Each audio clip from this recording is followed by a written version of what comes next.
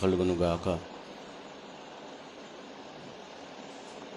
మన ప్రభువును రక్షకుడైన యేసుక్రీస్తు నామంలో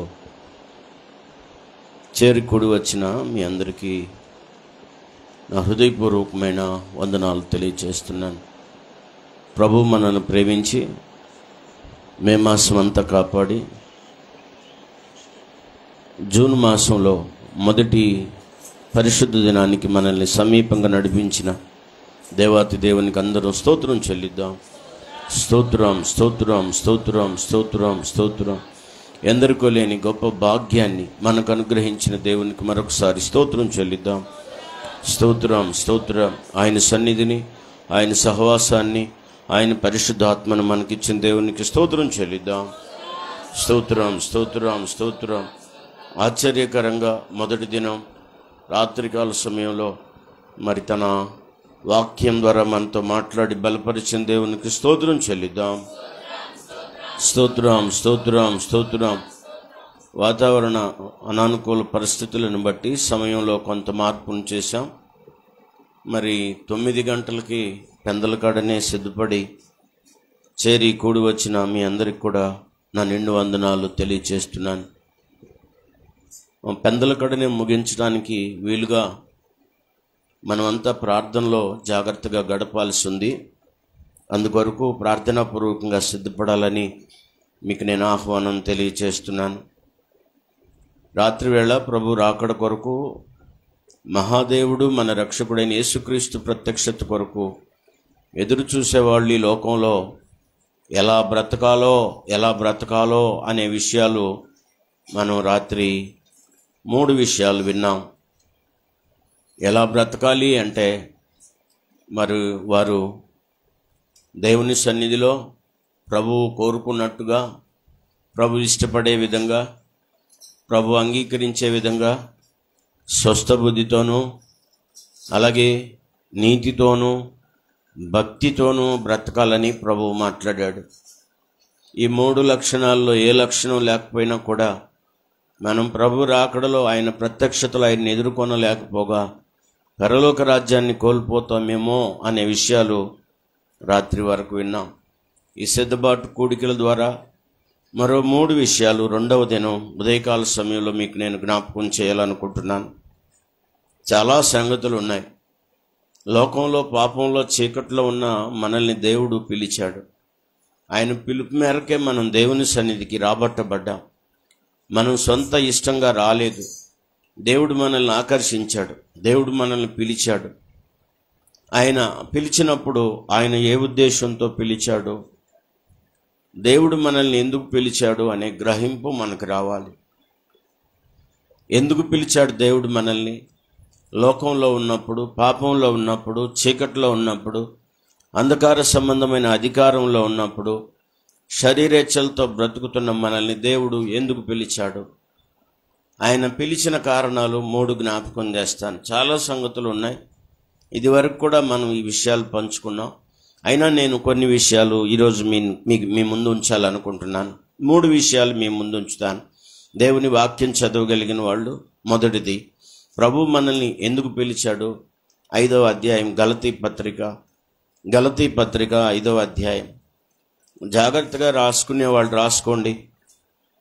వాక్యం వినేవాళ్ళు జాగ్రత్తగా వాక్యానికి హృదయంలో స్థానం ఇవ్వండి. ప్రార్థన చేసుకోవడానికి అనుకూలంగా వాక్యాన్ని హృదయంలోకి ప్రవేశించనివ్వండి. అప్పుడు మాత్రమే ప్రభు కోరుకున్న సిద్ధపాటును మనం కలిగి ఉంటాం. ఆరాధన చేయుటకు యోగ్యులంగా మనం సిద్ధపడడానికి అవకాశం ఉంటుంది. గలతీలకు రాసినటువంటి పత్రిక, పౌలు గారు గలతీ రాసినటువంటి పత్రిక 5వ అధ్యాయంలో 13వ వచనం చూడండి. సహోదరులారా, మీరు స్వతంత్రులుగా ఉండుటకు పిలువబడితిరి.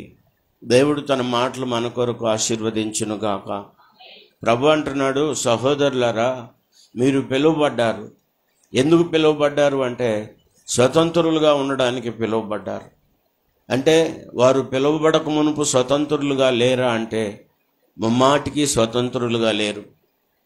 వారు శరీరానికి దాసులుగాను, పాపానికి దాసులుగాను, పాప సంబంధమైన జీవితానికి బానిసలుగాను ఉన్నారు. అలాంటి టైంలో ప్రభు వారిని పిలిచాడు.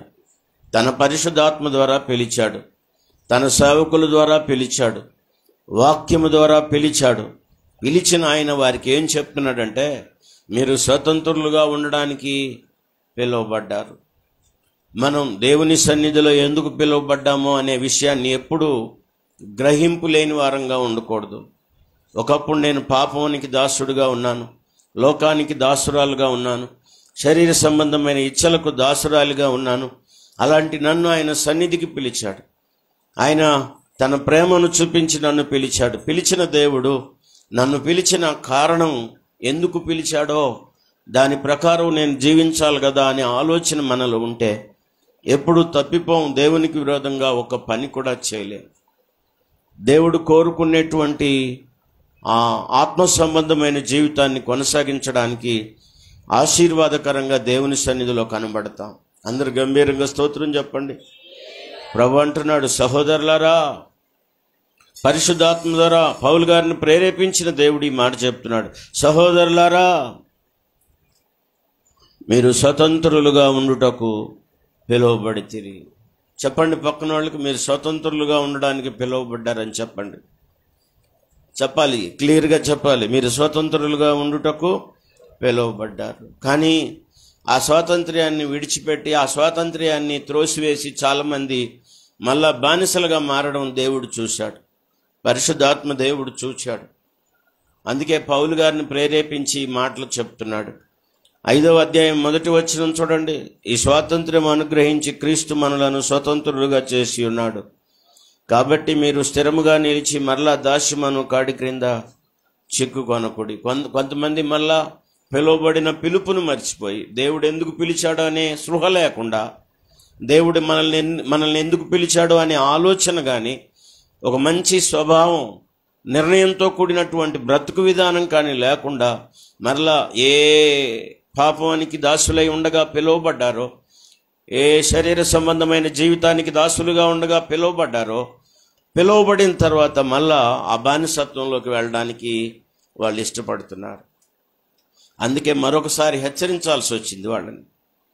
మీరు స్వతంత్రులుగా ఉండడానికి పిలువబడ్డారు, బానిసలుగా ఉండడానికి కాదు, దాసులుగా ఉండడానికి కాదు, బందీలుగా ఉండడానికి కాదు.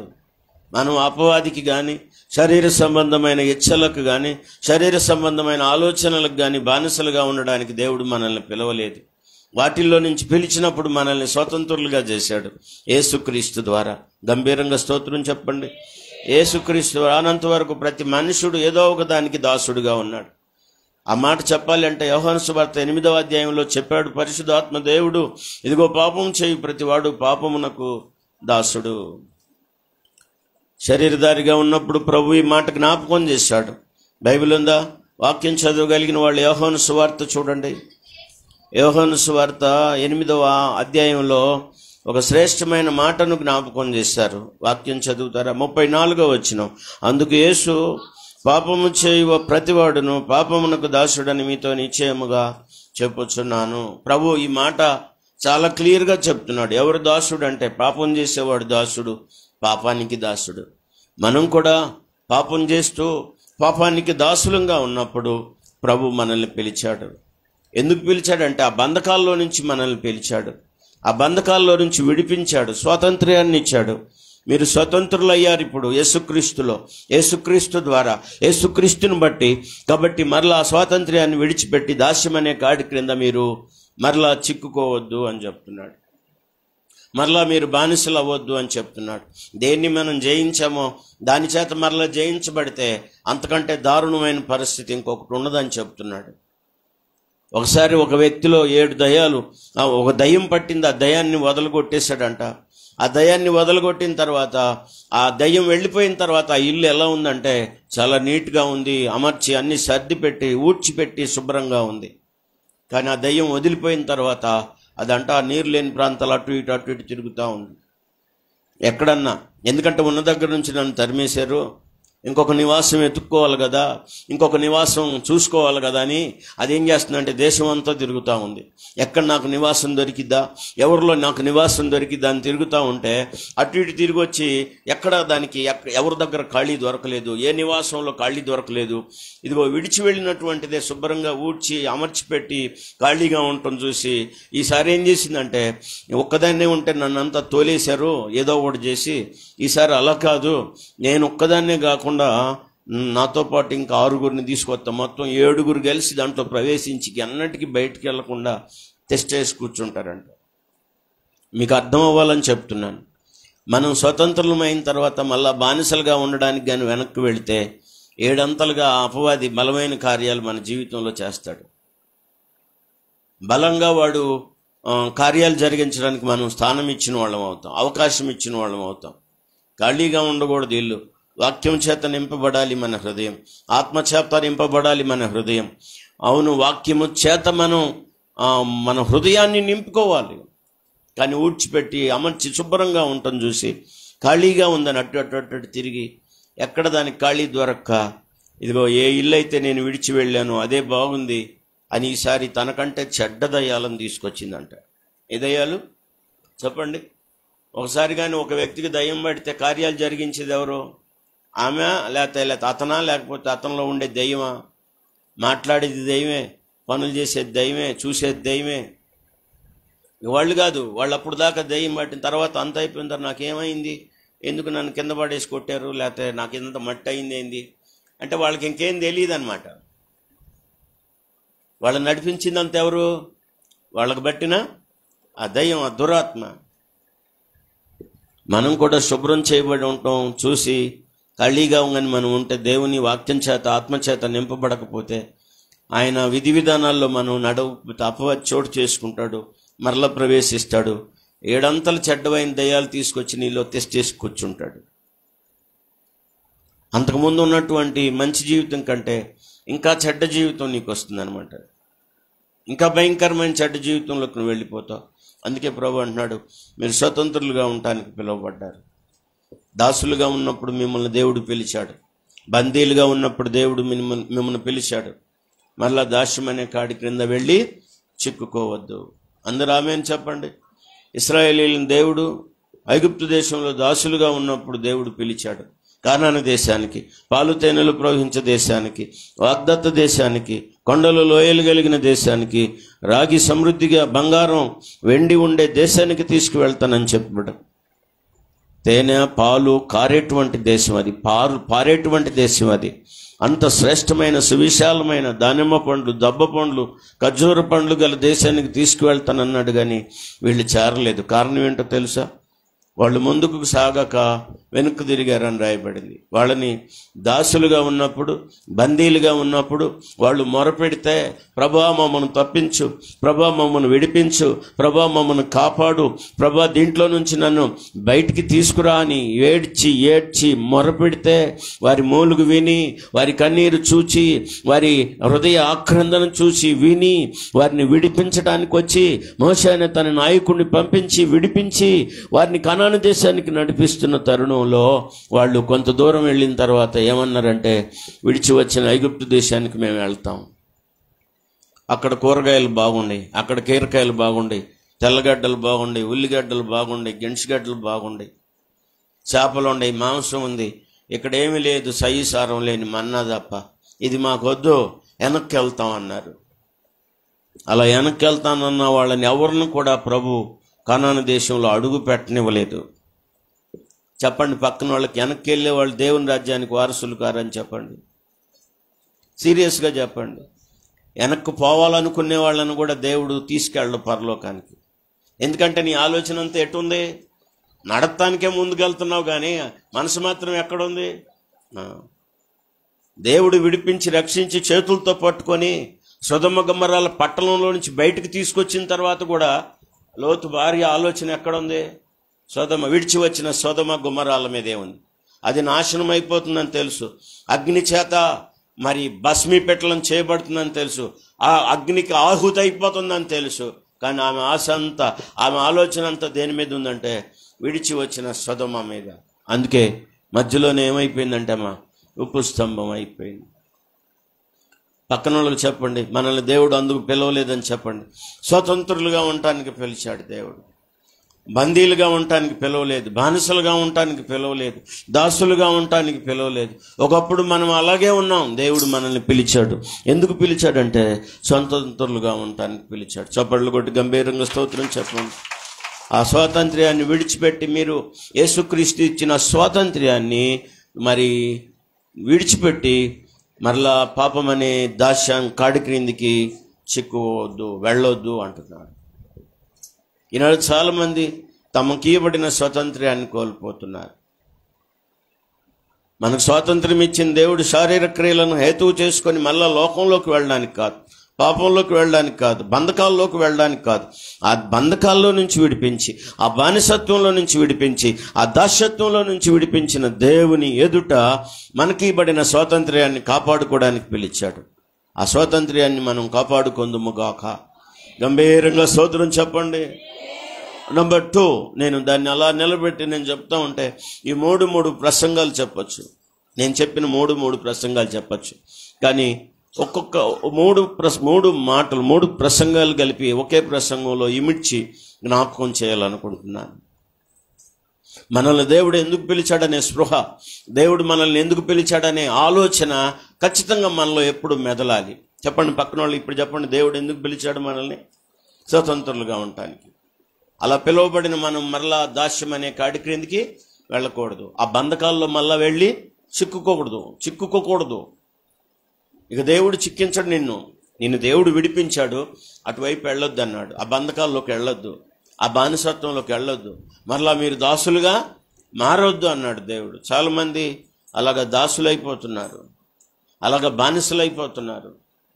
ప్రభు పిలుస్తున్నాడు మరొకసారి, పరిశుద్ధాత్మ ద్వారా హెచ్చరిస్తున్నాడు మరొకసారి. మీరు స్వతంత్రులుగా ఉండటానికి పిలువబడ్డారు. ఆ విషయం మర్చిపోవద్దు. ఒకప్పుడు మీరు దాసులే, బానిసలే. అలాంటి మిమ్మలను దేవుడు పిలిచి స్వతంత్రులుగా చేశాడు. ఆ స్వాతంత్ర్యాన్ని మీరు కాపాడుకోండి. ఆ దాస్యం అనే కాడి క్రిందకు మళ్ళా వెళ్ళి చిక్కుకోవద్దు. ఆ బానిసత్వంలో మళ్ళా వెళ్ళి పట్టబడొద్దు. ఇశ్రాయేలీలు దాన్ని నిలుపుకోలేకపోయారు. అటు కానాను దేశం వెళ్ళలేదు, వెనక్కి తిరిగి ఐగుప్తు దేశం వెళ్ళలేదు. అరణ్యంలో అంటే మధ్యలో ఏమైపోయారంటే అరణ్యంలో ఆకుల్లాగా రాలిపోయారు. వాగ్దానాలు స్వతంత్రించుకోలేకపోయారు. ప్రియమైన దేవుని జనాంగమా, ప్రియులారా, నేను ప్రేమతో మీకు ఆహ్వానం తెలియచేస్తున్నాను. దేవుడు మనల్ని పిలిచిన పిలుపును ఎరిగి మనం బ్రతకాలి. పిలుపును గుర్తెరిగి జీవించాలి మనం. నెంబర్ 2, రెండవ మాట మీకు నేను జ్ఞాపకం చేస్తాను. ప్రభు మనల్ని ఎందుకు పిలిచాడు? బైబిల్ ఉందా? వాక్యం చదవగలిగిన వాళ్ళు తెస్సలోనికైలకు రాసినటువంటి మొదటి పత్రిక 4వ అధ్యాయం, తెస్సలోనికైలకు రాసినటువంటి మొదటి పత్రికలో మంచి వాక్యాన్ని చదవాలని చూడాలని మీ అందరికీ నేను ఆహ్వానం తెలియచేస్తున్నాను. 4వ అధ్యాయంలో 7వ వచనం చూడండి. పరిశుద్ధులగుటకే దేవుడు మనలను పిలిచాను కానీ అపవిత్రులుగా ఉండుటకు పిలవలేదు. ఈ మాట అందరూ చెప్పండి. దేవుడు మనల్ని ఎందుకు పిలిచాడట? అందరూ చెప్పాలి, నోరున్న వాళ్ళందరూ చెప్పాలి. దేవుడు మనల్ని ఎందుకు పిలిచాడట? గంభీరంగా చెప్పండి, స్పష్టంగా చెప్పండి. పరిశుద్ధులగుటకే దేవుడు మనలన్నాడా, నిన్నన్నాడా? మనల్ని అంటే మనల్ని అందరినీ పిలిచినప్పుడు దేవుని ఉద్దేశం ఏంటంటే మనం పరిశుద్ధంగా ఉండాలని, పరిశుద్ధంగా జీవించాలని, పరిశుద్ధంగా బ్రతకాలని దేవుడు మనల్ని పిలిచాడు. పిలిచిన దేవుని పిలుపు మనం గుర్తెరిగి జీవించాలి. ఆ పిలుపును మీరి బ్రతకూడదు. ఏ ఉద్దేశముతో దేవుడు మనల్ని పిలుచుకున్నాడో, ఏ సంకల్పంతో దేవుడు మనల్ని పిలుచుకున్నాడో ఆ సంకల్పంలో, ఆ పిలుపులో మనం బ్రతకాలి. వాక్యం చెప్తుంది, పరిశుద్ధులగుటకే దేవుడు మనలను పిలిచాను. హల్లెలూయా. అవును, అంతకుముందు పరిశుద్ధులం కాదా అంటే కాదు. పరిశుద్ధులం కాదు, మనం అపవిత్రులం, అయోగ్యులం, అపాత్రులం. పాప సంబంధమైన జన్మ, పాప సంబంధమైన జీవితం, పాప సంబంధమైన అడియాశల్లో ఉన్నవాళ్ళం. అలాంటి మనల్ని దేవుడు పిలిచాడు. ఎందుకు పిలిచాడో తెలుసా?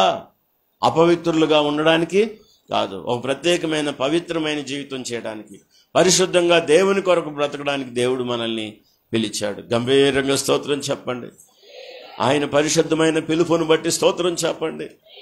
ఎంత రుణపడి కృతజ్ఞతతో జీవించాలి దేవుని సన్నిధిలో మనం. ప్రభువా, ఏ యోగ్యత లేని నన్ను, అపవిత్రురాలైన నన్ను, అపవిత్రుడైన నన్ను పరిశుద్ధంగా ఉండడానికి పిలిచావా, పరిశుద్ధంగా బ్రతకడానికి పిలిచావా, నీ పిలుపును బట్టి స్తోత్రమని కృతజ్ఞతతో జీవించాల్సిన మనుషులు మరలా అపవిత్రతలోకి వెళ్ళిపోవడం చూశాడు.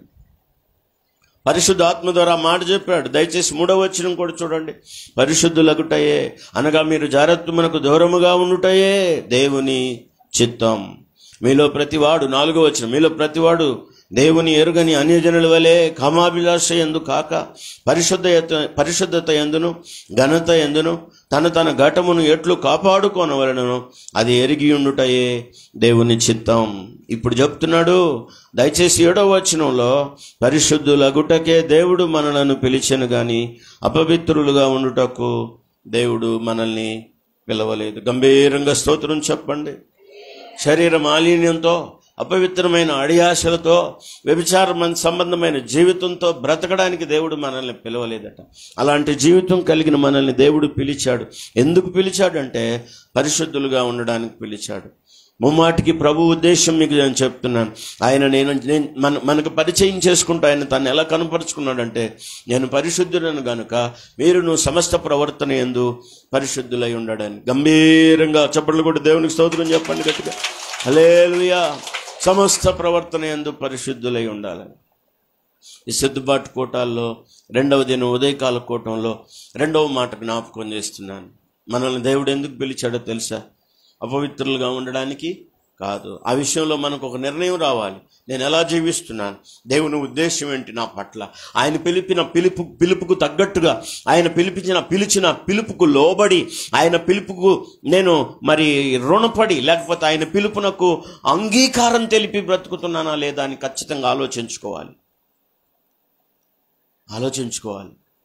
మనం అపవిత్రులమైతే దేవుని రాజ్యానికి వారసులం కాలే, పరలోక రాజ్యానికి వారసులం కాలే. అపవిత్రులుగా అయోగ్యులుగా ఉండి ప్రభు బలలో పాలు పంపులు పొందిన అది శాపగ్రస్తమైన జీవితం, అపరాధి జీవితం. అయోగ్యులుగా ఉంటే మీరు శాపగ్రస్తులు అవుతారని, అందువల్లనే మీలో రోగులు బలహీనులు కొంతమంది నిద్రిస్తున్నారని ప్రభు చెప్పాడు. అలా కాకుండానట్లుగా మిమ్ములను మీరే ప్రతివాడు తాను పరీక్షించుకోవాలని చెప్పాడు. అలా చేసి ప్రభు యొక్క రొట్టెను తిని అందులోనిది త్రాగాలని చెప్పాడు. వాక్యం వింటున్నాం కదా, వింటున్న వాక్యాన్ని బట్టి ఆలోచించండి. మనం ఎందుకు పిలువబడ్డాం? ఆ పిలుపునకు తగ్గట్టుగా బ్రతుకుతున్నామా? ఆ పిలుపునకు తగ్గట్టుగా జీవిస్తున్నామా? ఆ పిలుపునకు తగినట్టుగా మనం అనుసరిస్తున్నామా? వాక్యం చాలా క్లియర్గా చెప్తుంది, చాలా క్లియర్ కట్గా ప్రభు మాట్లాడుతున్నాడు. మీరు అపవిత్రులుగా ఉండడానికి పిలువబడలేదు అనండి. అపవిత్రులుగా ఉండడానికి మరి ఎందుకు పిలువబడ్డాం? దేవుడు పిలిచినప్పుడు ఆయనకు ఒక సంకల్పం ఉంది, ఆయనకు ఒక ఉద్దేశం ఉంది. ఏంటా ఉద్దేశం అంటే పరిశుద్ధులగుటకే. హల్లెలూయా. చెప్పండి గట్టిగా, హల్లెలూయా. పరిశుద్ధులుగా ఉండడానికి దేవుడు మనల్ని పిలిచాడు. ఒకప్పుడు అపవిత్రులమే, ఒకప్పుడు అయోగ్యులమే, ఒకప్పుడు దేనికి పనికిరాని వాళ్ళమే. అయినా దేవుడు త్రోసివేయలేదు.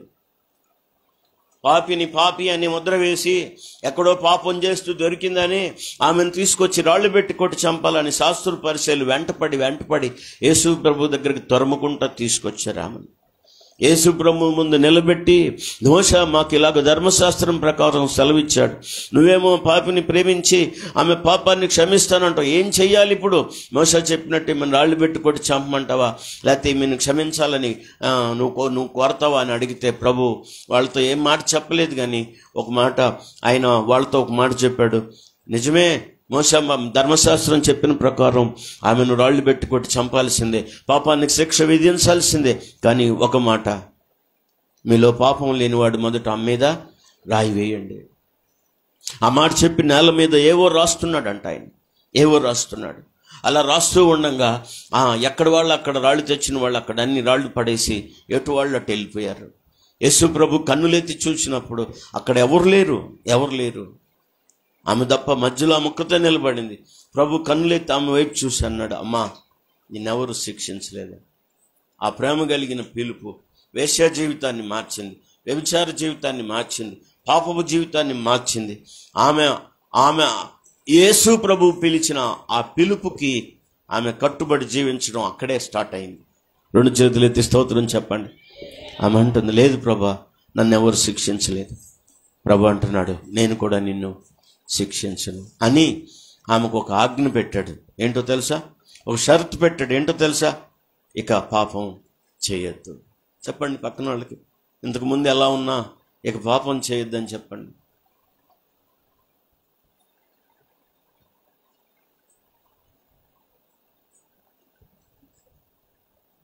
ప్రభు ఉద్దేశం అదే. అదే బ్రతుకు, అదే జీవితం, అదే మాటలు, అదే తలంపు, అదే నడక. ఎంతకాలం పరీక్ష లేకుండా ఇంకా సిద్ధపాటు కొట్టాలంటే దేనికి? ఎందుకు దేవుని సన్నిధికి వచ్చి కాసేపు కూర్చొని కాలక్షేపం చేసి వెళ్ళడానిక? సిద్ధపాటు అంటేనే మనల అంతరంగాల్లో ఉన్నటువంటి లోపాలను వెలికి బయటకు తీయటాన్ని సిద్ధపాటు అంటారు. బాగా వెతికి పరిశీలన చేయడానికి సిద్ధపాటు అంటారు.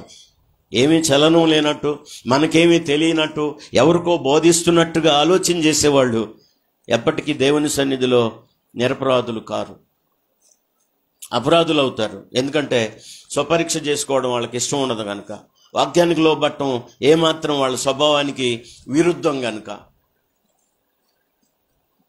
వాక్యం అంటుంది, మీరు పిలువబడిన పిలుపుకు తగినట్టుగా జీవిస్తున్నారా?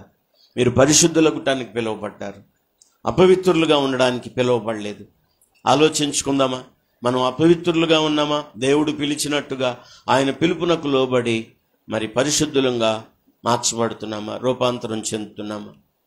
మన కళ్ళల్లో, మన కాళ్ళల్లో, మన చేతుల్లో, మన ఆలోచనల్లో, మన అంతరంగంలో ఉన్న ప్రతి అపవిత్రత యేసుక్రీస్తు నామంలో దూరపరచబడును గాక. యేసుక్రీస్తు వారు కలువరి శిలువలో తన ప్రాణాన్ని దారపోసినప్పుడు మన పాపంలో నుంచి మనల్ని పవిత్రులుగా చేయడానికే ఆయన రక్తాన్ని దారపోసాడు. ఆయన రక్తం మన ప్రతి పాపాన్ని ఏం చేసిందంటే కడిగి పవిత్రులుగా చేసింది. యేసుక్రీస్తు వారి మరణంలో మనకు పవిత్రత వచ్చింది. ఆయన రక్తంలో మనకు పరిశుద్ధత వచ్చింది. దాన్ని కాపాడుకోమని చెప్తున్నాడు. మళ్ళా మీరు అపవిత్రులుగా మారకూడదని చెప్తున్నాడు. అపవిత్రమైన జీవితంలోకి వెళ్ళకూడదని చెప్తున్నాడు. మీరెందుకు పిలుపడ్డారో ఆ పిలుపునకు తగినట్టుగా జీవించండి అంటున్నాడు. నెంబర్ 2, రెండవది గుర్తుపెట్టుకోండి. ప్రభు ఎందుకు పిలిచాడు మనల్ని? చెప్పాలి. పరిశుద్ధులగుటకే అంటే ఇంకొకటి కాదని అర్థం. పరిశుద్ధులగుటకే అన్నాడు అంటే అందుకే అని చెప్పాడు అనమాట. అందుకే నేనే అంటే అర్థం ఏంటి? ఆయన కాక ఇంకొకళ్ళు లేరని అర్థం. పరిశుద్ధులగుటకే అంటే ఇంకొక దానికి మనం ప్రభు చిత్తం. హల్లెలూయా. నేను చాలా ప్రేమతో మీకు ఆహ్వానం తెలియచేస్తున్నాను.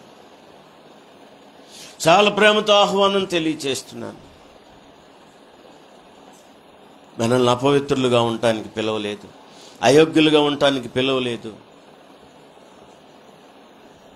పవిత్రులగుటకే, పరిశుద్ధులగుటకే దేవుడు మనలను పిలిచాను. గంభీరంగా స్తోత్రం చెప్పండి. నంబర్ 3, మూడో విషయం జ్ఞాపకం చేస్తున్నాను. బైబిల్ ఉందా? వాక్యం చదవగలిగిన వాళ్ళు 1 కొరింథీ పత్రిక 7వ అధ్యాయం 15వ వచనం. 1 కొరింథీ పత్రిక 7వ అధ్యాయం 15వ వచనం. ప్రభు బల్ల దగ్గరకు వచ్చేటువంటి మనకు చాలా ఆశీర్వాదకరమైన వచనం ఇది. కొరింథీలకు రాసిన 1 పత్రిక చదువమ్మా. 7వ అధ్యాయం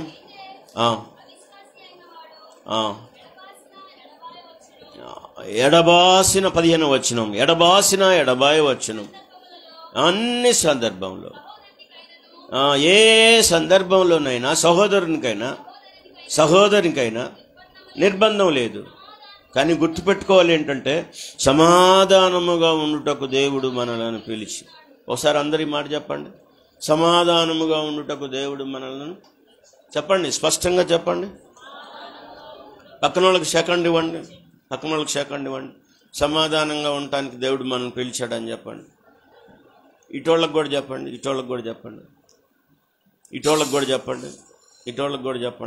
వెనకాల వాళ్ళకి కూడా తిరిగి చెప్పండి, మనల్ని దేవుడు సమాధానంగా ఉండటానికి పిలిచాడని. వెనకాళ్ళకి కూడా చెప్పండి. వెనక్కి తిరగండి, ఏం కాదు, నష్టం ఏం జరగదు. నేనేమన్నాను తిరిగి చెప్పండి. అమ్మ పక్కన వాళ్ళకి చెప్పారా, వెనకాల వాళ్ళకి చెప్పారా, ముందోళ్ళకి చెప్పారా? చెయ్యి అమ్మాయి, మనం సమాధానంగా ఉండటానికి పిలువబడ్డామని చెప్పండి. వేరే సమాధానంగా ఉండటానికి పిలువబడ్డ, కానీ హృదయం అంతా ఏముంటుందంటే అసమాధానం. ఏందయ్యా సమాధానం ఉండేది? పొద్దుగూకులు సెకండ్ ఇస్తే సరిపోయిందయ్యా.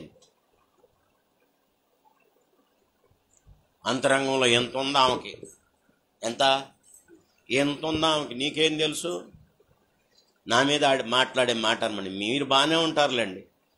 నాకు చెప్పాలనుకున్నప్పుడు లేకపోతే వాక్యం చెప్పినప్పుడు పాస్టర్ గారు బల్లగుద్ది చెబుతున్నాడుగా, ఆమె సంగతి ఆయనకేం తెలుసు? ఎంత ఉందా ఆమెకు లోపల? మరి నీకో అది చెప్పదు, తనకేముందో చెప్పదు. ఆమెకి ఎంత ఉంది, ఈయనకు అంత ఉంది, మరి నీకెంత ఉంది అది చెప్పదు. అది బయట పెట్టదు, అది బయటికి రాదు. వాక్యం చెప్తుంది మనం అసమాధానంగా ఉండటానికి దేవుడు మనల్ని పిల్లలు సమాధానంగా ఉండుతాం అనండి. ఒకప్పుడు క్రీస్తు లేనప్పుడు, ప్రభు రానప్పుడు మనం అంతా అసమాధానంలోనే జీవించాం. కొంతమంది ఇప్పటికి కూడా రక్షింపబడిన తర్వాత కూడా అది అసలు గృహ జీవితంలో నుంచి సమాధానం ప్రారంభం అవ్వాలి. నీ యజమానితో నీకు సమాధానం ఉందా? ఎంతమంది మనస్సాక్షి ఒప్పుకుంటుంది? సత్యదాకా నమ్మను అంటాడు నిన్ను, సత్యదాకా నమ్మను దాన్ని అంటాడు. మీరు కాదులే, అక్కడ చెప్తే విన్నా నేను. కర్ర తీసుకొని పొడుతానే ఉండేవాడు సాగు పోయిందాకా. నమ్మేవాడు కాదు. నేను నిన్ను నమ్మను అంటాడు. ఆమె కూడా అంతే అంటది, నేను నిన్ను నమ్మేనంటలే. నువ్వు నన్ను నమ్మేది, నేను నిన్ను నమ్మేనయ్యింది. ఎప్పుడన్నా అన్నారా? విన్నారా? ఇదంతా కామనే పాస్ గారు అంటారా? అసలు ఇంట్లో సమాధానం ఏది? సంఘం దాకా వచ్చాం కానీ భర్తతో సమాధానం ఏది? ఆయన ఒక మాట చెప్తే ఇంకొకటి ఆలోచించిద్దామా? ఇంకొక ఆలోచన ఏమిది? అసలు ఎప్పుడు విన్నావు నువ్వు నా మాటకి ఎప్పుడు లోబడ్డావు? అది కాదమ్మా ఇదని చెప్పినా కూడా ఈయనే ఆలోచన రాదు ఇక. అందుకే ఇట తెల్లారుతుంది, అందుకే ఇట దగలబడింది. ఎప్పుడన్నా ఇలాంటి మాటలు మీకు వచ్చినాయా? అసలు రావు కదా, తెలియదు కదా మీకు. స్తోత్రం చెప్పన్నట్టయితే మొదలుపెట్టిన కాడ నుంచి అదే జీవితం, అదే ఆలోచన. వాక్యం చెప్తున్నా, ఒరే బాబు అమ్మా మీరు సమాధానంగా ఉండటానికి పిలువబడ్డారు. యేసుక్రీస్తు దగ్గరకు వచ్చిన తర్వాత వ్యత్యాసం ఏంది? ఏమో ఈడు ఎప్పుడు చేస్తాడో సన్నాశోడు దరిద్రపు. అప్పుడు కానీ మేము నా పిల్లలన్న బతుకుతాం క్షేమంగా సమాధానంగా. నొప్పులు పోశారు నాకు. ఏది నీ కుటుంబంలో సమాధానం? ఏది నీ భర్తతో సమాధానం? ఏది నీ భార్యతో సమాధానం? ఏది నీ పిల్లలతో సమాధానం? ఏది నీ రూపొరుగు వాళ్ళతో సమాధానం? అసలు ఇంట్లోనే లేదు, వీధిలో వాళ్ళతో మనకి ఎక్కడొచ్చింది? ఇక వాళ్ళ సంగతి అంటే ఈజీగా, చాలా ఈజీగా సొరకత్తిపోయినట్టు పోతాం అన్నమాట, ఎగేసుకుపోయినట్టే. ఇక ఎక్కడుంది, ఎవరితో ఉంది మనకు సమాధానం చెప్పండి? ప్రభు వాక్యం అంటుంది, మీరు పిలువబడ్డ సందర్భాన్ని జ్ఞాపకం చేసుకోండి. ఒకప్పుడు అసమాధానంలోనే ఉన్నారు, కానీ దేవుని చేత పిలువబడ్డారు. ఎందుకు పిలువబడ్డారు? సమాధానంగా ఉండటానికి పిలువబడ్డారు. నీ భర్తతో నీకు సమాధానం ఉండాలి, నీ భార్యతో నీకు సమాధానం ఉండాలి, నీ తోబుట్టువులతో నీకు సమాధానం ఉండాలి, నీ తోడుకోడలతో నీకు సమాధానం ఉండాలి, నీ అత్తతో సమాధానం ఉండాలి, నీ పొరుగువారితో సమాధానం ఉండాలి, సంఘ సభ్యులతో సమాధానం ఉండాలి, సేవకుడితో సమాధానం ఉండాలి. ఎర్రదీసేసి నోట్లో పెట్టుకొని నవ్వులేసి మింగేస్తున్నారు రొట్టెని. చాలా ఈజీ అయిపోయింది, చప్పరిచ్చేస్తున్నారు. కొంతమంది అయితే ఎవరెవరు చేస్తున్నారని చూసే పరిశీలకులు కొంతమంది, ఆమె కూడా చేస్తుందా బల్లారాజన, ఏం కూడా చేస్తుందా? పరిశీలకులు అండి వీళ్ళు. ఏం కూడా తీసుకుందా? అబ్బో ఏం కూడా వేసిందా బల్లలో చెయ్యి? ఈ ఆలోచన కొంతమందిది. ఈ పనిలో ఉంటారు కొంతమంది. అలాంటి వాళ్ళు మన సంఘంలో లేనందుకు స్తోత్రం చెప్పండి. నీకెందుకు? కళ్ళు మూసుకొని నువ్వు సరిగా సిద్ధపడు, నువ్వు జాగ్రత్త పడు. ఎవరితో సమాధానంగా ఉందానో అమ్మాయ తెగ బలలో పాలు పంపులు పొందుతుంది. ఎరగదీయటం, మెట్టికాలేయటం. అలాంటి వాళ్ళు మన సంఘంలో లేనందుకు, అస్సలు లేనందుకు స్తోత్రం చెప్పండి. మరి ఎందుకు వచ్చింది మనం సిద్ధపాటు కొట్టాల్లో? ఒక్కరితో సమాధానం లేదే. కానీ వాక్యం చెప్తుంది మనం ఎందుకు పిలువబడ్డాం? ఆ పిలుపును గుర్తెరగాలి. అయ్యో నేను సమాధానంగా ఉండటానికి పిలువబడ్డాను. సరి చేసుకోండి, ప్రారంభించండి. ఇంటికి వెళ్ళి భర్త సమాధానం పడండి. అయ్యా గొడవ పడొద్దు, మనం ఏమైద్ది నెట్టేయడు కదా, మనం గొడవ పడకూడదయ్యా, మనం అసమాధానంగా ఉండకూడదమ్మా. పిల్లలతో సమాధానం పడండి, భర్తతో అత్తతో సమాధానం పడండి. అత్త మనం అమ్మ కూతురులాగా ఉండాలి, అత్త కోడళ్ళలాగా కష్టం అవుతుంది. అమ్మ కూతురులాగా ఎక్కడ ఉంటారు? అమ్మ కూతుళ్ళకి అసలు కుదరట్లేదు. అత్త కోడళ్ళు అమ్మ కూతుళ్ళు ఎలాగవుతారు? పేరుకే. మా కోళ్ళే మా అమ్మాయిలాగానే చూసుకుంటాం, మా అత్తే నన్ను కూతురులాగా. ఉట్టిదే జనం నమ్మించడం కోసం. కానీ అంతరంగంలో మాత్రం మీరు అన్నట్టుగా ఇందాక ఎంత ఉంది, అంత కడుపులో ఇంత పెట్టుకుంది పాస్టర్ గారు నా మీద మా అత్త. మీరు కాదులేమ్మా, మీరు ఎప్పుడు నాకు చెప్పలేదు, నేను వినలేదు. దేవుడు మిమ్మల్ని దీవించి నన్ను కనికరించునుగాక అనండి ఆమెనని. మీ బాధ మీదది. అలా అనుకుంటే వాళ్ళు చాలామందిని చూశాను నేను. వాళ్ళు ఆవేదన పడుతుంటే వాళ్ళ హృదయాల్లో, వాళ్ళ కళ్ళల్లో చూశాను ఆ బాధ, భరించలేని వ్యధ. ఎక్కడుంది సమాధానం? ప్రార్థనకు వస్తున్నావు కదా, ప్రభు సన్నిధిలో పాటలు పాడుతున్నాం కదా, ప్రార్థన చేస్తున్నాం కదా, ఆరాధన చేస్తున్నాం కదా, ప్రభు బలలో పాలుపంపులు పొందుతున్నాం కదా. ఏ ఒక్కరితో సమాధానం ఉంది? వాక్యం చెప్తుంది. భర్త అవ్వచ్చు, భార్య అవ్వచ్చు, కుటుంబ జీవితం అవ్వచ్చు, లేకపోతే సామాజిక జీవితం అవ్వచ్చు, సంఘ జీవితం అవ్వచ్చు. నువ్వు ఎక్కడుంటే అక్కడ నువ్వు అందరితో ఎలా ఉండాలంటే సమాధానం ఉండాలి. శక్యమైతే చేతనైనంత మట్టుకు మనుషులందరితో సమాధానము కలిగి ఉండుటకు ప్రయత్నం చేయండి అన్నాడు. రోమిలికి రాసిన పత్రిక, అలాగే ఎబ్రిల్కి రాసిన పత్రిక, 2 మాటలు చూడండి. ఎబ్రిల్కి రాసిన పత్రికలో 12వ అధ్యాయం 14వ వచనంలో రాయబడింది, అందరితో సమాధానం, పరిశుద్ధత కలిగి ఉంటకు ప్రయత్నించుడి, పరిశుద్ధత లేకుండా ఎవడు ప్రభువుని చూడడు. ఈ మాట, మొదటి మాట అందరూ చెప్పండి. అందరితో అనండి. అందరితో అన్నప్పుడు అందరిలో నీ భర్త లేడా? పాస్టర్ గారు ఆయన్ని మాత్రం పెట్టద్దు పాస్టర్ గారు, మిగతా వాళ్ళు అందరితో నేను సమాధానం పడతాను, ఇప్పుడే పడమన్నా పడతా, ఆయనతో మాత్రం పడను, చచ్చేదాకా అధ్యయనం చేసేదాకా అంతే. అలాగా అదే సమాధానం అంటే? మా అత్తతో మాట్లాడమని చెప్పొద్దు పాస్టర్ గారు, ఆరాధన చేయకపోయినా పర్లేదు, ఎట్టన్నా ఉంటా. కానీ ఇంకెవరితో మరి నువ్వు సమాధానం పడేది? తోడుకోడలు అసలు పడదు, ఆమంటే ఆవిడ దూరం,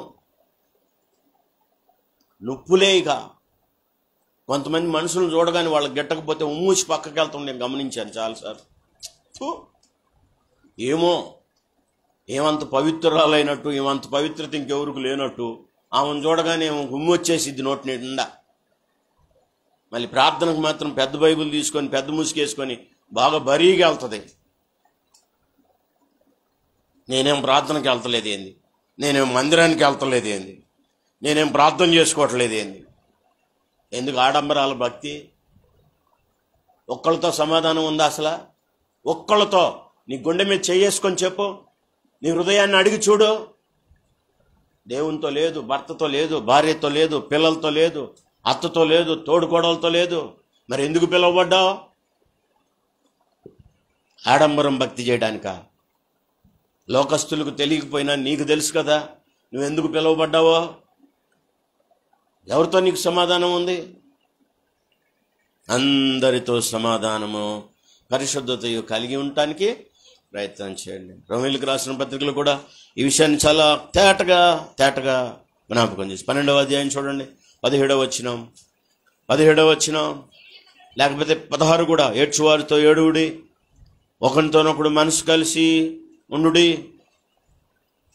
హెచ్చువాటి యందు మనస్సుంచక తగ్గువాటి యందు ఆసక్తులై ఉండుడి, మీకు మీరే బుద్ధిమంతులు అనుకొనవద్దు. 17వ వచనం, 12-17 రోమపత్రిక, కీడుకు ప్రతి కీడు ఎవనికి చేయొద్దు, మనుషులందరి దృష్టికి యోగ్యమైన వాటిని గురించి ఆలోచన కలిగి ఉండుడి. అందరూ చూడండి, 18 చదువుతున్నాను. శక్యమైతే మీ చేతనైనంత మట్టుకు సమస్త మనుషులతో సమాధానముగా ఉండండి. చేతులు బాగున్న వాళ్ళు చప్పట్లు కొట్టి అందరూ స్తోత్రం చెప్పండి. అందరూ హల్లెలూయా. శక్యమైనంత వరకు, చేతనైనంత మట్టుకు అందరితో ఎలా ఉండాలంట? సమాధానం. అందుకే దేవుడు మనల్ని పిలిచాడు ప్రియులారా. దాన్ని వదిలిపెట్టేశాం. దేవుడు మనల్ని ఎందుకు పిలిచాడో మర్చిపోతున్నాం. ప్రార్థన చేసుకుంటాంగా పాస్టర్ గారు, ఆదివారం వస్తున్నాంగా, శనివారం వస్తున్నాంగా, బుధవారం వస్తున్నాంగా, ప్రభు అసలు నిన్ను ఎందుకు పిలిచాడో దాని మీద గ్రహింపుందా నీకు? మొదటి పిలుపుకి సమాధానం లేదు మన దగ్గర, రెండో పిలుపుకి సమాధానం లేదు మన దగ్గర, మూడో పిలుపుకి సమాధానం లేదు మన దగ్గర. మరి దేవుని దృష్టిలో ఎలాగా ఆయన చిత్తాన్ని నెరవేర్చే వాళ్ళం అవుతాం? ఆయన కోరుకునే విధంగా ఎలా జీవిస్తాం? ఒకసారి ఆలోచించండి. ఈ 3 విషయాల మీద మన మనస్సాక్షిని అడుగుదాం. వాక్యం చెప్తుంది, చదువమ్మా. ఎందుకు పిలిచాడు దేవుడు మనల్ని? వదిలేశారా మీరు దాన్ని? అంశంలోకి రండి. అంశంలో 3వ మాట, దేవుడు ఎందుకు పిలిచాడు మనల్ని? సమాధానముగా ఉండుటకు. మనం ఎందుకు పిలువబడ్డామంటే సమాధానంగా ఉండటానికి. కానీ ఒక్కళ్ళతో సమాధానం ఉండదు. ఒకసారి ఇటు చూడండి. సమాధానం ఉంటే రైట్ వేసుకోండి. ఒకసారి ఇటు చూడండి. ఇటు చూడమంటే నాకెళ్ళే చూస్తారు ఊరి ఊరివి. చూడు, ఇటు చూడు, ఇటు చూడు. సమాధానం ఉందా చూడు. ఒకసారి వెనక్కి చూడు, సమాధానం. ఆ మూతి ఎన్ని మెలకలు తిరుగుతుందో, ఎటు సమాధానం. 4 దిక్కులుంటే 4 దిక్కులు ఎటు సమాధానం ఉండదు. సంఘంలో సమాధానం ఉండదు, సేవకుడితో సమాధానం ఉండదు. మరి ఎలాగ నువ్వు ఆశీర్వాదకరమైన జీవితం చేస్తావు? ముగిస్తే పరలోకం ఎలా వెళ్తావు? నువ్వు చస్తే చేరవు నువ్వు పరలోకానికి. బ్రతికుండగా, ఆరోగ్యం ఉండగా, ఆయుష్ ఉండగా అందరితో సమాధానపడు. ప్రభు బలలో పాలు పంపులు పొందేవాళ్ళు సమాధానంగా ఉండాలి. చెప్పండి ఆమేనండి. అసమాధానాన్ని అంతరంగంలో ఉంచుకొని కపటంగా ఊరకే వందనాలు పాస్ గారు,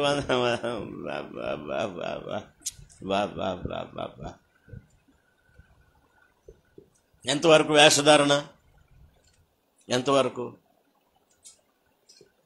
వాక్యం చాలా క్లియర్గా చెప్తుంది. ఇంకా అనేక సంగతులు ఉన్నాయి పిలవటానికి. దేవుడు మన కారణాలు ఉన్నాయి. కానీ ఈ 3 విషయాల మీద సమాధానం చెప్పండి. మీ హృదయాన్ని అడగండి.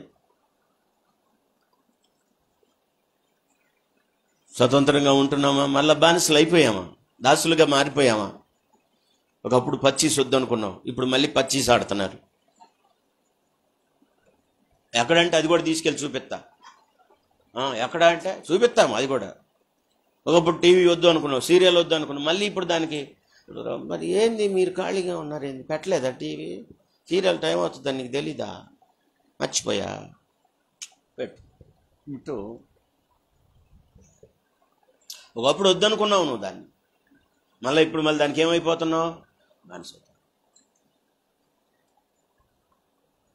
సినిమాలో అలాగే వద్దనుకున్న పనులన్నీ మళ్ళీ అలా చేస్తున్నావు అంటే నువ్వు మళ్ళీ బానిసవైపోతున్నావు, మళ్ళీ బందీవైపోతున్నావు, మళ్ళా దాసుడు అయిపోతున్నావు, మళ్ళా దాసురాలు అయిపోతున్నావు.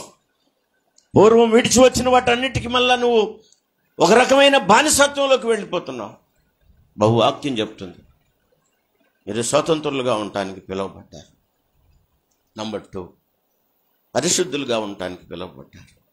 మనం అపవిత్రులుగా ఉండటానికి దేవుడు మనల్ని పిలవలేదు. కానీ మళ్ళా మాటికి నోట్లో అపవిత్రత, కంట్లో అపవిత్రత, ఆంతరంగంలో అపవిత్రత, ఆలోచనలో అపవిత్రత, నడకలో పడకలో అపవిత్రత ఉంచుకొని ప్రభువా స్తోత్రం అంటున్నాం, బల్లారాధన చేస్తున్నాం, వదిలేస్తున్నాం, మన ఇష్టానుసారంగా జీవిస్తున్నాం. కానీ వాక్యం చెప్తుంది అపవిత్రులు దేవుని రాజ్యానికి వారసులు కారు. అపవిత్రంగా బ్రతుకుతున్నామా? పవిత్రంగా దేవుడు పిలిచిన పిలుపుకు తగ్గట్టుగా బ్రతుకుతున్నాము. లాస్ట్ 1, సమాధానముగా ఉండుటకు మీరు ప్రార్థన చేసుకున్నాం. ఆ సమాధానం మనకు ఉందా? యేసుక్రీస్తు వారు నింగిక నేలకు మధ్య తండ్రితో దేవునితో మనకు సమాధానం లేనప్పుడు ఆయన మనకి ఆకాశానికి భూమికి మధ్య వేలాడి తన ప్రాణాన్ని దారిపోసి తండ్రితో మనల్ని ఏం చేశాడంటే సమాధానపరిచాడు. ఊరికే రాలేదు సమాధానం. యేసుక్రీస్తుని మనం జ్ఞాపకం చేసుకోవడానికి ఇదే కారణం. మన పాపం కోసం ఆయన పవిత్ర రక్తాన్ని కార్చాడు. మన సమాధానం కోసం కలువరి శిలువలో తన ప్రాణాన్ని నింగికి నేలకు మధ్య వేలాడి తండ్రి అయిన దేవుడు ఆయన హస్తాన్ని వదిలేశాడు. మన కోసం లోకానికి వచ్చి శాపగ్రస్తమైన శిలువ మరణాన్ని భరించి శిలువలో ఆయన పవిత్ర రక్తాన్ని చిందించి, ఆయన పావన రక్తాన్ని చిందించి మన ప్రతి పాపం, ప్రతి దోషం, ప్రతి అతిక్రమం, ప్రతి అక్రమాన్ని సిలువలో కొట్టివేశాడు, కడిగివేశాడు, పవిత్రులుగా చేశాడు. వాక్యం చెప్తుంది. అందుకే పరిశుద్ధులొకటకే దేవుడు మనలను పిలిచాడు. దూరం అయిపోయి తండ్రికి మనం దూరం అయిపోయినటువంటి మనల్ని, మన హస్తాన్ని తండ్రితో కలపడం కోసం ఆయన ప్రాణాన్ని ధారపోశాడు. ఇప్పుడు మనం సమాధాన స్థితిని కలిగి ఉండాలని ఆయన కలువరిశిలో తన ప్రాణాన్ని ధారపోశాడు. రోమపత్రిక 5వ అధ్యాయం 7, 8, 9 వచనాలు చూడండి. రోమపత్రిక 5వ అధ్యాయం 7, 8, 9 వచనాలు చూడండి. నీతిమంతుని కొరకు సైతం ఒకడు చనిపోవటం అరుదు, మంచివాని కొరకు ఎవడైనా ఒకవేళ తెగింపవచ్చును. అయితే దేవుడు మన ఎడల, ఎందుకో మనం మంచోళ్ళం కాదు, నీతిమంతులం కాదు, ఎట్లనగా మనం ఇంకా పాపులమై ఉండగానే క్రీస్తు మన కొరకు చనిపోయాను. కాబట్టి ఆయన రక్తం వలన ఇప్పుడు నీతిమంతులముగా తీర్చబడి మరింత నిశ్చయముగా ఆయన ద్వారా ఉగ్రత నుండి రక్షింపబడదు. 10వ వచనం, ఎలాగనగా శత్రువులమై ఉండగా ఆయన కుమారుని మరణము ద్వారా మనము దేవునితో సమాధానపరచబడిన ఎడల సమాధానపరచబడిన వారమై ఆయన జీవించుడి చేత మరి నిశ్చయముగా రక్షింపబడదు. అంతేకాదు మన ప్రభువైన యేసుక్రీస్తు ద్వారా మనము దేవుని యందు అతిశయపడుచున్నాం. ఆయన ద్వారానే మనం ఇప్పుడు సమాధాన స్థితి పొంది ఉన్నాం. చెప్పండి, యేసుక్రీస్తు సిలువ మరణం ఎందుకంటే తండ్రితో మనల్ని ఏం చేశాడంటే పోయిన కనెక్షన్ని తిరిగి కలిసేలా చేశాడు.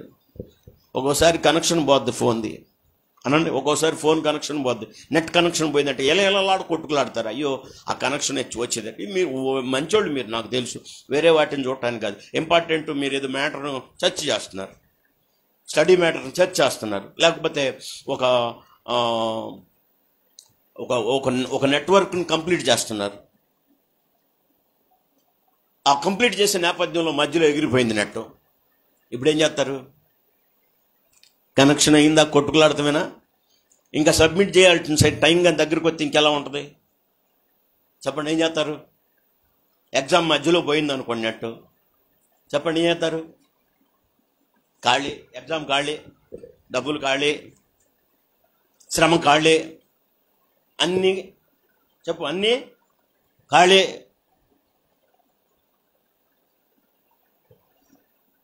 దేవుడితో మనకు కనెక్షన్ లేకుండా పోయింది. లోకంలో మనం ఉన్నప్పుడు దేవునితో అసలు మనకు సంబంధం లేకుండా పోయింది. ఆ కనెక్షన్ చేయడం కోసమే యేసు ప్రభు వారు ఈ లోకానికి వచ్చి ఆయన హస్తాన్ని విడిచిపెట్టి మన హస్తాన్ని పట్టుకున్నాడు. ఇప్పుడు మనల్ని సమాధానపరిచి మన చేయి తీసుకెళ్ళి ఆయన చేతుల్లో పెట్టాడు. యేసుక్రీస్తు ద్వారా మనం ఇప్పుడు ఏం పొందామంట? సమాధాన స్థితిని పొందాం. ఆయన ద్వారానే సమాధాన స్థితిని కలిగి ఉన్నాం. చప్పట్లు కూడా దేవునికి స్తోత్రం చెప్పండి.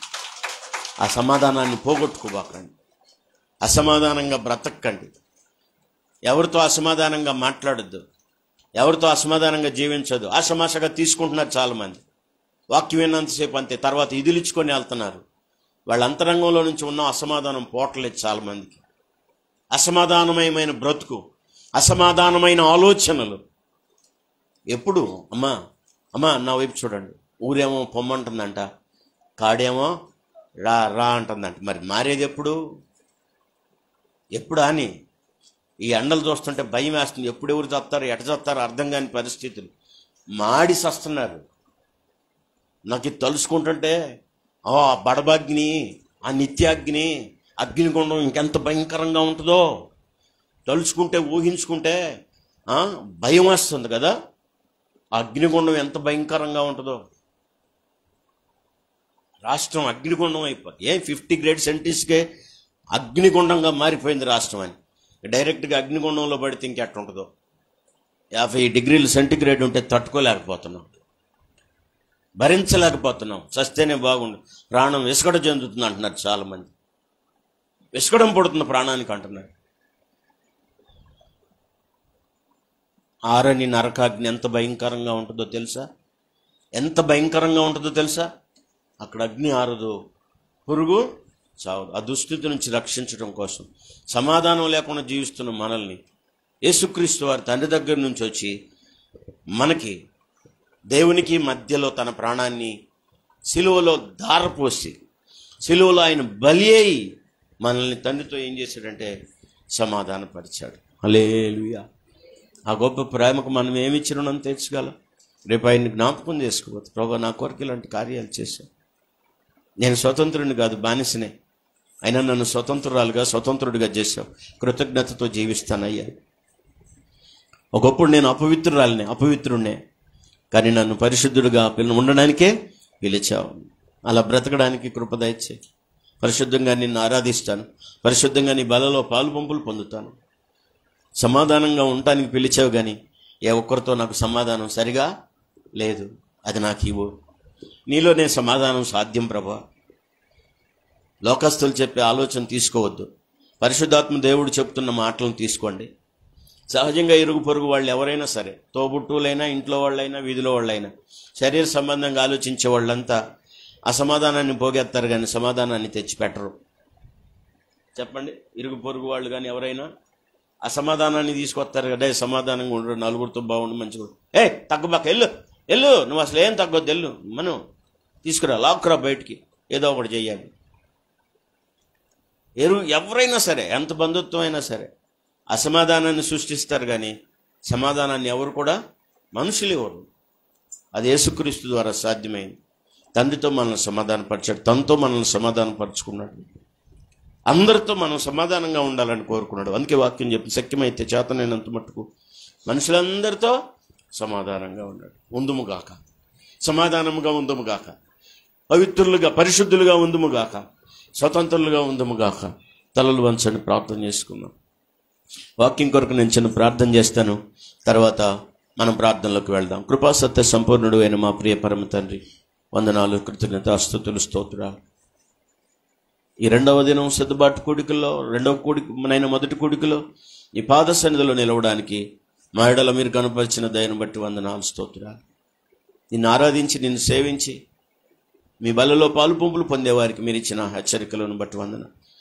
లోకంలో ఉండగా, పాపంలో ఉండగా, చీకటిలో ఉండగా, అపవిత్రులుగా ఉండగా, బానిసత్వంలో ఉండగా, అసమాధానంలో ఉండగా మమ్మల్ని పిలిచారు.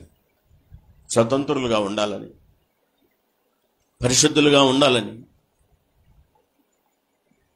ప్రభువా, అందరితో సమాధానంగా ఉండాలని మీరు ఎందుకు మమ్మల్ని పిలిచారో పిలుపును గుర్తెరిగి, పిలుపుకు తగ్గట్టుగా బ్రతకడానికి మాకు అందరికీ సహాయించి, చేరికూడి వచ్చిన ప్రతి బిడ్డను వాక్యం చేత స్థిరపరిచి బలపరచండి. లోతైన పశ్చాత్తాపం ప్రార్థనలో అనుగ్రహించండి. మీకే మహిమ ఘనత ఆరోపించుకుని యేసుక్రీస్తు నామమున ప్రార్థించి వేడుకొంచున్నాము తండ్రి. ఆమేన్. హల్లెలూయా.